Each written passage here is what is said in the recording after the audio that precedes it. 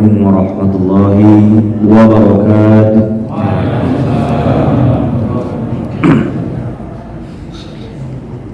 Innal hamdalillah nahmaduhu wa nasta'inuhu wa nastaghfiruh wa na'udzu billahi min shururi anfusina wa min sayyiati a'malina. Man yahdihillahu fala mudilla lahu wa man yudlilhu falan tajida lahu waliyyan murshida. Asyhadu an la ilaha illallah wahdahu la syarika lahu wa asyhadu anna Muhammadan 'abduhu wa rasuluh.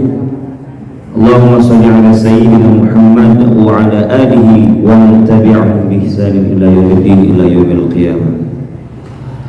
Qala Allah ta'ala fi kitabihil karim, a'udzu billahi minasy syaithanir rajim. Ya ayyuhalladzina amanu ittaqullaha haqqa tuqatih wa la tamutunna illa wa antum muslimun. Wa qala nabiyyuna Mustafa Muhammad sallallahu alaihi wasallam, ma min majlisin yaqumuna la yadhkuruna Allah illa yaqumu an jifatin khimarin wa kana lahum khasratan fil yawmil qiyamah. Rasulullah sallallahu alaihi wasallam pernah bersabda, ma min majlisin, kata Rasulullah, tidak ada sebuah majlis, tidak ada sebuah tempat, tidak ada sebuah jamaah yaqumuna, mereka berdiri di sana, mereka duduk di sana, mereka silaturahmi di sana, la yadhkurunallah, namun sayang mereka tak sebut nama Allah, mereka tak berzikir kepada Allah, mereka tidak bertahmid, tidak bertasbih, tidak bertakbir, bahkan tak mengucapkan salawat dan salam kepada Rasulullah, illa kecuali an jifatin khimarin, mereka itu dilihat oleh Allah seperti bongkahan bangkai keledai yang tak ada harganya di mata Allah. Wa kana lahum khasratan fil yaumil qiyamah, dan mereka tergolong kaum yang paling rendah, yang paling hina pada hari kiamat. Maka untuk mendapatkan rahmat, anugerah dan nikmat dari Allah Subhanahu wa taala, setidaknya terbersit di hati kita, terlintas di pikiran kita, terucap di lidah kita untuk mengucapkan kalimat syukur, alhamdulillahirabbil alamin, mengucapkan zikir, istighfar dan sebagainya. Andailah kita tak mau mengucapkan syukur kepada Allah, andailah kita tak mau beristighfar kepada Allah, man lam yashkur ala na'mai, kata Allah, barang siapa yang tak mau bersyukur atas nikmatku, dalam sebuah hadits qudsi, walam yasbir 'alal bala'i, tak mau bersabar atas ketentuanku, kata Allah, waliyatlub falyakhruj tahtas samai, persilahkan engkau keluar dari kolong langitku, kata Allah, waliyatlub rabban siwaya, cari Tuhan selain aku. Allah marah, Allah murka ketika kita tidak mau bersyukur dan bersabar atas ketentuan dari Allah Subhanahu wa ta'ala. Maka oleh karena itu, lagi-lagi kita bersyukur kepada Allah. Allah berikan kita kehidupan sehingga kita bisa mengarungi, menjalankan perintah Allah, terutama pada bulan Ramadan ini. Kita tak tahu apakah nyawa kita sampai pada Ramadan yang akan datang. Maka Rasulullah pernah bersabda, man kana yaumuhu khairan min amsihi fahuwa rabih, barang siapa hari-harinya lebih baik daripada hari sebelumnya, maka dia beruntung, rabih, beruntung. Wa man kana yaumuhu mithlu amsihi fahuwa maghbun, barang siapa hari-harinya, Ramadannya sama seperti Ramadan sebelumnya, tak ada perubahan, stagnan, cenderung sama, ibadahnya sama, sedekahnya sama, qiyamul lailnya sama, fahuwa maghbun, maka dia tergolong orang yang merugi.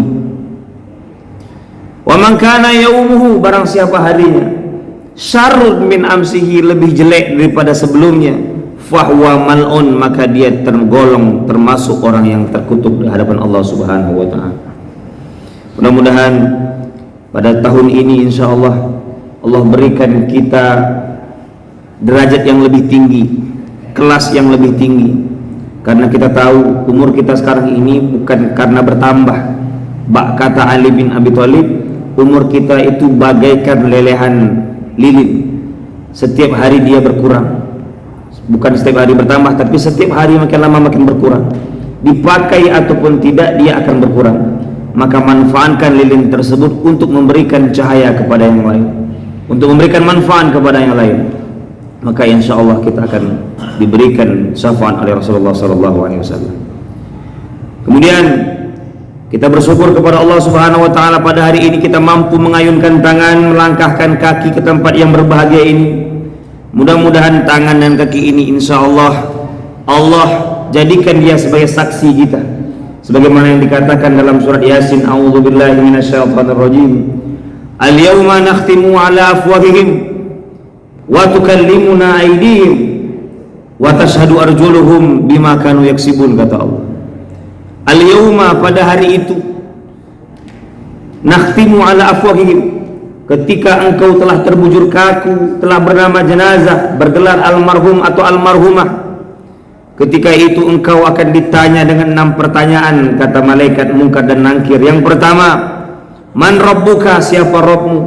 Man nabiyuka, siapa nabimu? Man ikhwatuka, siapa saudaramu? Ma dinuka, apa agamamu? Ma kitabuka, apa kitab sucimu? Wa aina kiblatuka, di mana kiblatmu? Pertanyaan tersebut tak dijawab oleh mulut kita. Apa kata Allah? Al-yawma nakhtimu, pada hari itu kami kunci mulutmu, karena mulut makin banyak dia terbuka, makin banyak dia berkata, makin banyak bohong dan dusta yang lahir darinya. Maka Allah tak perkenankan mulut untuk terbuka.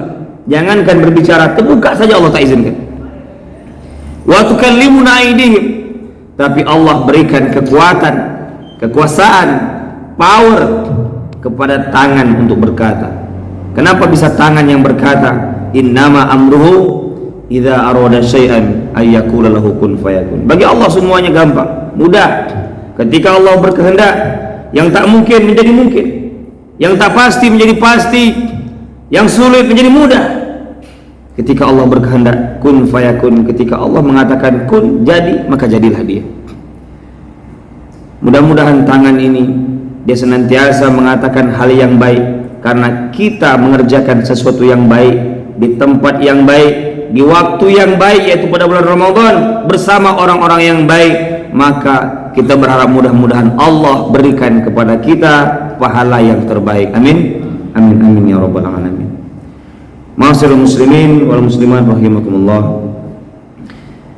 Pada saat sekarang ini kita mencoba membahas tentang haknya muslim terhadap muslim lain. Dalam sehari-hari kita ternyata diikat oleh haknya muslim kepada muslim lainnya, ya. Tapi untuk pada bulan Ramadan ada pula 3 hak yang harus kita penuhi. Untuk selain daripada bulan Ramadan atau bulan-bulan biasa ada 6. Kita akan bacakan satu-satu. Idza laqitahu fasallim alaih. Kalau engkau berjumpa dengan orang, maka tebarkan salam. Wa idza da'aka fa'jibhu. Kalau seandainya orang ingin memanggilmu, mengundangmu, maka penuhi undangannya. Wa idza stansuhaka fansuhahu. Kalau ada orang minta nasihat, maka nasihati dia. Wa idza atasa fahamidallah fasaminhu. Kalau ada orang bersin, maka doakan dia. Wa idza marida fa'udhu. Kalau ada orang yang sakit, maka kunjungi dia atau besuk dia. Wa idza mata fatba'hu. Kalau ada orang yang meninggal, maka selenggarakan dia. Sementara pada bulan Ramadan, lama su'ida Rasulullah sallallahu alaihi wasallam minbar, ketika suatu kali Rasulullah khutbah di mimbar Idul Fitri. Ketika itu Rasulullah sallallahu alaihi wasallam lagi khutbah, tiba-tiba Rasulullah mengatakan amin, amin dan amin. Terkejut para sahabat, karena tidak ada angin, tidak ada badai, tidak ada orang yang berdoa. Tiba-tiba Rasulullah mengatakan amin, amin dan amin. Setelah Rasulullah SAW habis khutbah, ditanya oleh Umar, ya Rasulullah, mengapa engkau mengatakan amin? Kami kan tak ada yang berdoa, engkau pun tak berdoa, tapi kenapa engkau katakan amin? Apa kata Rasulullah SAW? Wahai sahabatku, tadi ketika aku khutbah, Ketika itu aku mendengar Jibril berdoa dan aku aminkan. Ketika Jibril adalah seorang pemimpin dari malaikat, dan pemimpin tersebut termasuk pemimpin yang paling terbaik untuk para malaikat, dan diaminkan oleh manusia terbaik, yaitu Sayyidina yaitu baginda besar Muhammad sallallahu alaihi wasallam, maka doa ini tidak mungkin tidak dikabulkan oleh Allah Subhanahu wa taala.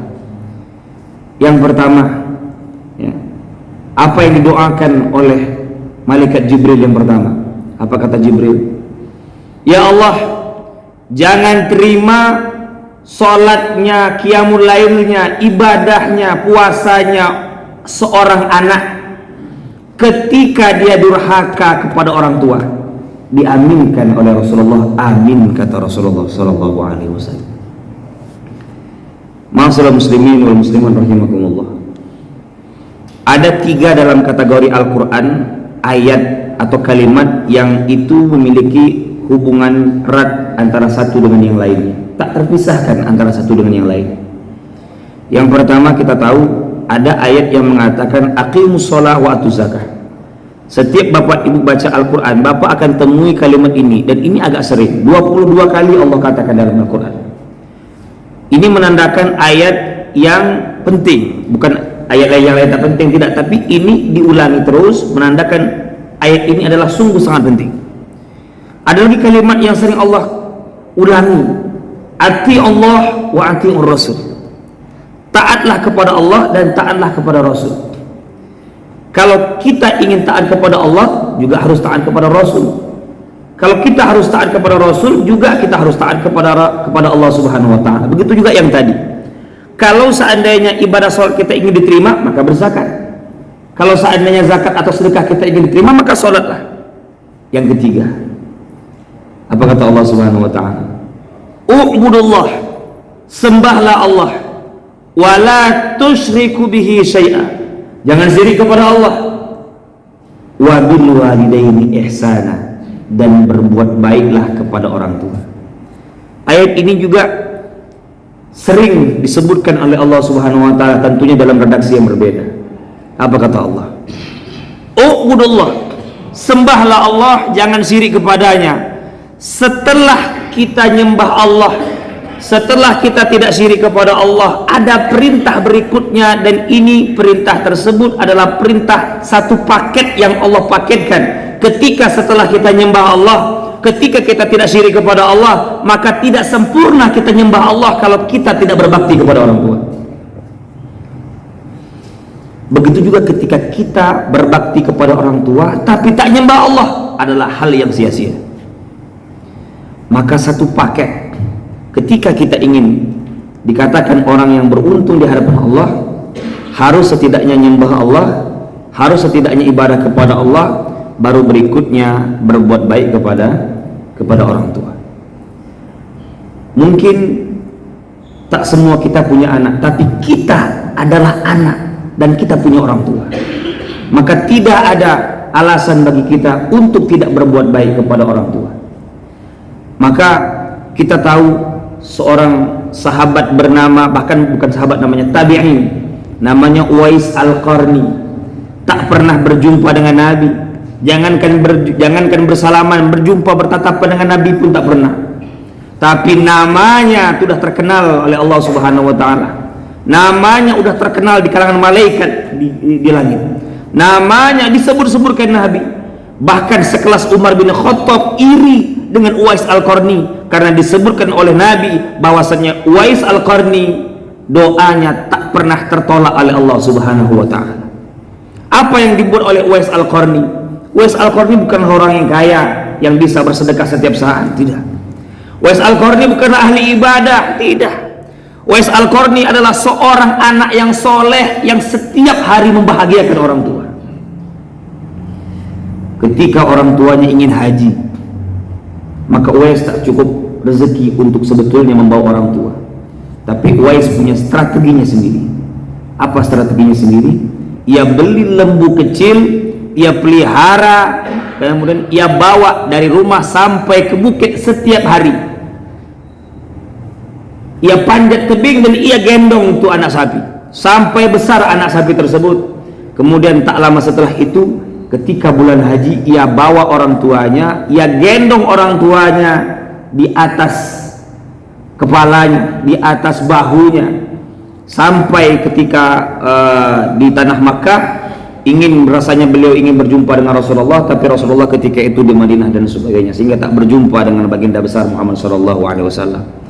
Kemudian apa kata Rasulullah? Wahai Umar, ketahuilah bahwasannya ada di permukaan bumi ini orang yang doanya tidak ditolak oleh Allah Subhanahu wa taala. Apa kata Umar? Apakah kami wahai Rasulullah? Tidak, bukan kalian. Apakah malaikat ya Rasulullah? Tidak, bukan para malaikat. Atau apakah nabi ya Rasulullah? Tidak. Tapi siapa? Mereka adalah orang yang berbakti kepada orang tua, dan dalam hal ini adalah Uwais Al-Qarni. Subhanallah. Maka kalaulah seandainya kita ingin mendapatkan ridho orang tua, maka Allah Subhanahu wa taala pun akan memberikan ridhonya. Tapi kalau seandainya kita tak ingin mendapatkan ridho orang tua, maka ridho Allah pun tidak akan diberikan kepada kita, bahkan Allah akan murka kepada kita. Na'udzubillah, tsumma na'udzubillahi min dzalik. Kemudian yang kedua, kata Jibril, apa kata Jibril alaihissalam? Tidak akan diterima, ya Allah, jangan terima qiyamnya seorang istri ketika dia durhaka kepada suami. Diaminkan oleh Allah, diaminkan oleh Rasulullah. Amin, kata Rasulullah SAW. Tak adil rasanya kalau seandainya hanya istri yang tak boleh durhaka kepada suami. Bagaimana kalau seandainya suami pula yang durhaka kepada istri?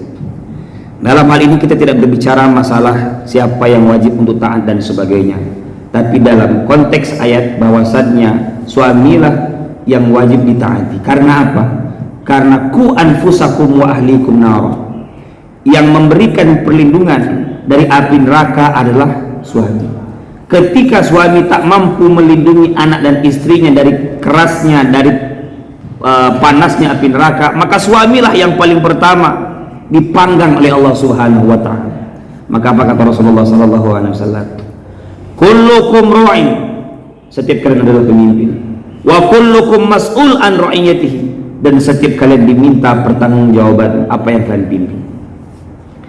Nah, kalaulah seandainya kita masih ada dongkol dengan pasangan kita tak baik, maka Allah Subhanahu wa taala menegaskan kepada kita dengan pasangan kita itu adalah satu kesatuan yang tak terpisahkan.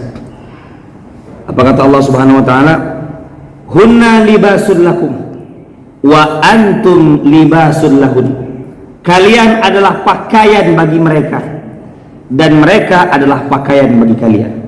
Fungsi pakaian yang pertama adalah menutup aurat. Kalau seandainya kita memiliki pakaian kemudian tertutup aurat kita, maka kita bersyukur karena apa? Istri atau suami kita termasuk orang yang menjaga aib kita. Yang kedua, kita tak terlihat ganteng kalau kita tak pakai peci. Kita tak terlihat gagah kalau kita tidak memakai baju dan sebagainya. Nah, pakaian inilah yang membuat kita gagah, ganteng, cantik dan sebagainya. Dalam hal ini dikiaskan oleh Allah, pakaian tersebut adalah suami kita, pakaian tersebut adalah istri kita. Maka bersyukurlah kita ketika kita memiliki istri atau suami yang senantiasa membuat kita tampak indah, tampak kuat, bahkan tidak terlihat aurat kita. Kemudian yang ketiga, kata Rasulullah SAW, apa kata malaikat Jibril? Ya Allah, jangan terima qiyam, solat malamnya, siam, puasanya orang yang masih ada dongkol di hatinya dan tak mau memaafkan orang lain. Maka dijawab oleh Rasulullah, amin. Dalam sebuah firman Allah Subhanahu wa taala dalam surah Ali Imran, Allah Subhanahu wa taala pernah berfirman, apa kata Allah? Wasari'u ila maghfiratin min rabbikum wa jannatin 'arduha as-samawati wal ard u'iddat lil muttaqin alladzina yunfiquna fis sarai wad dharra wal kadhimina al-ghaiz wal 'afina 'anil nas. Wasari'u, ada tiga hal yang harus disegerakan, kata Allah. Ada tiga hal yang harus disegerakan. Wasari'u ila maghfirah, segerakan engkau untuk mendapatkan maghfirah dari Allah Subhanahu wa taala. Yang mana ketika engkau menyegerakan, maka engkau akan memperoleh maghfirah dan surga yang mana luasnya seluas langit dan bumi. Yang pertama, alladzina yunfiquna fis sarra'i wad dharra, mereka yang mampu bersedekah di kala senang dan susah. Kalau kita bersedekah di kala senang, bisa, artinya hal yang biasa. Ketika awal bulan datang gaji, kita bersedekah, biasa, lumrah.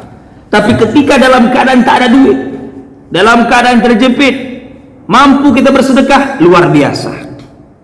Maka Imam Al-Ghazali dalam kitab tasawufnya Ihya Ulumuddin dikatakan bahwasannya lebih baik bersedekah tidak ikhlas ketimbang sedekah yang ikhlas. Subhanallah, ini tasawuf tinggi.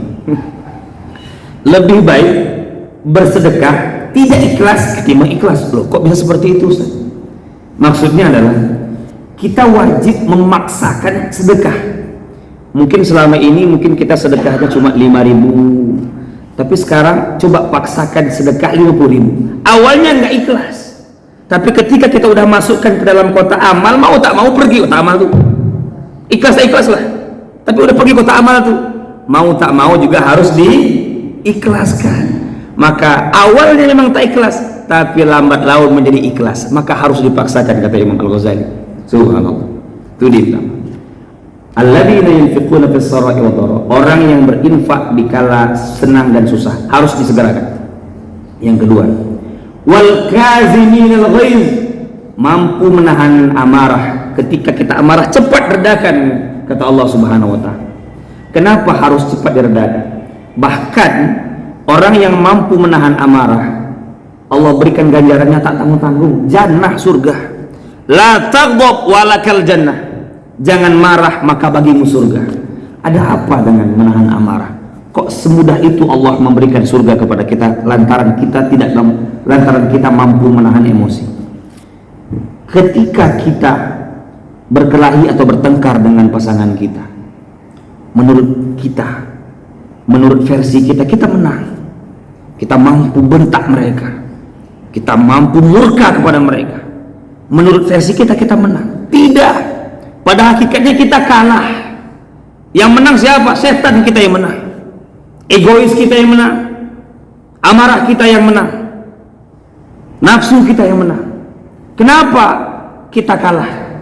Karena untuk membina hubungan baru agak sedikit lebih canggung. Bagaimanapun kaca yang pecah tersebut memang mampu untuk disatukan, tapi tak secantik kaca yang sebelumnya.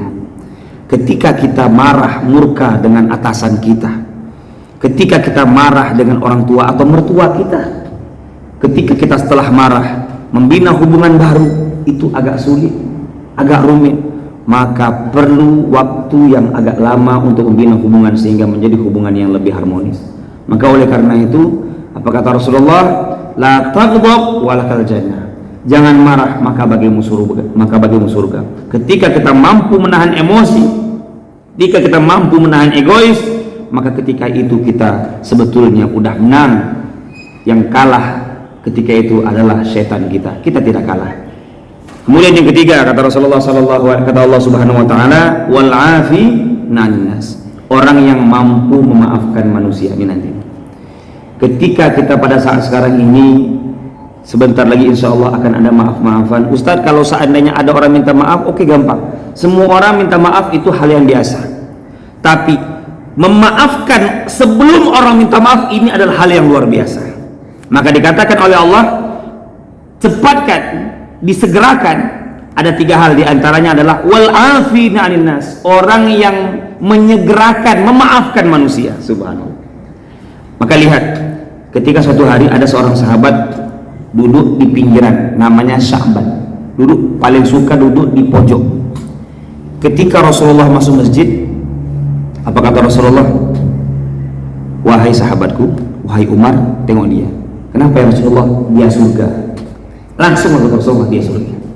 Besoknya ketika Rasulullah datang, apa kata Rasulullah? Wahai sahabat, kenapa ya Rasulullah? Tuh dia, nampak kamu tuh? Ya Rasulullah, dia surga. Sampai 3 hari berturut-turut Rasulullah bilang dia surga, dia surga.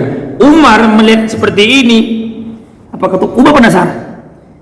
Ya Rasulullah, hebat betul ibadah dia ya Rasulullah, sehingga ketika engkau masuk di masjid kau katakan dia surga. dia surga, dia surga.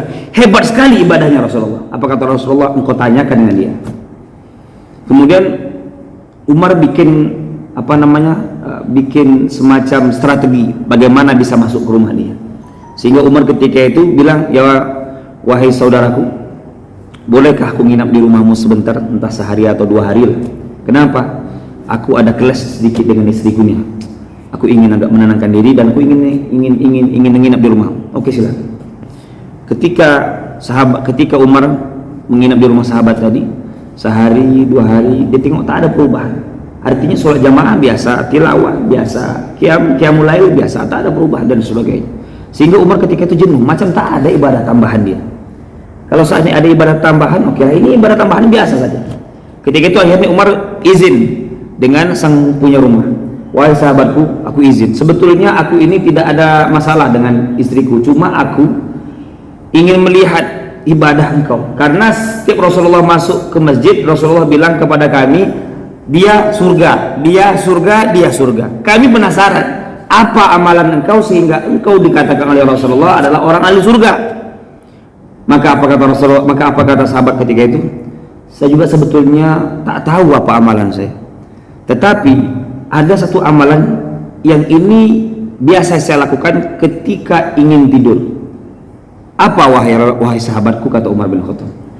Amalanku adalah ketika aku mendekati tempat pembaringan, ketika aku ingin tidur, aku maafkan semua kesalahan orang. Sebelum orang tersebut minta maaf, aku udah maafkan semua kesalahan mereka. Sehingga ketika aku tidur, aku tidak lagi membawa beban, aku tidak lagi membawa kesalahan-kesalahan mereka, aku tidak lagi membawa pertanggungjawaban di hadapan Allah Subhanahu wa taala, karena aku sudah maafkan kesalahan itu semua. Subhanallah. Dengan kalimat yang pendek ini, dengan hal yang sepele ini, maka Allah berikan kepada kita surga yang luasnya seluas langit dan bumi. Maka subhanallah, ketika masih ada dongkol di hati kita dengan karib kerabat, dengan adik-beradik, ketika masih ada dongkol kita dengan tetangga dan sebagainya, ketika masih ada dongkol kita dengan sahabat, partner dan sebagainya, maka lepaskan. Maka sekarang ini ketika kita memasuki Idul Fitri, mudah-mudahan Aid kembali fitri, kembali suci, dengan tidak ada lagi rasa dongkol, dengan tidak ada lagi rasa benci, dengan tidak ada lagi rasa permusuhan. Karena ketika kita udah kembali kepada fitri, maka insya Allah kita akan mendapatkan faizin. Apa itu faizin? Kemenangan dari Allah Subhanahu wa ta'ala. Mungkin hanya ini yang dapat kami sampaikan pada pertemuan kali ini. Mudah-mudahan kita didoakan oleh Rasulullah, orang yang mendapatkan berkah karena kita taat kepada orang tua, kemudian sayang kepada anak istri atau suami, dan yang ketiga memaafkan kesalahan orang-orang yang di sekitar kita. Usikum wa nafsi wa iyaya bitaqallah faqad fazal muttaqun. Wassalamualaikum warahmatullahi wabarakatuh.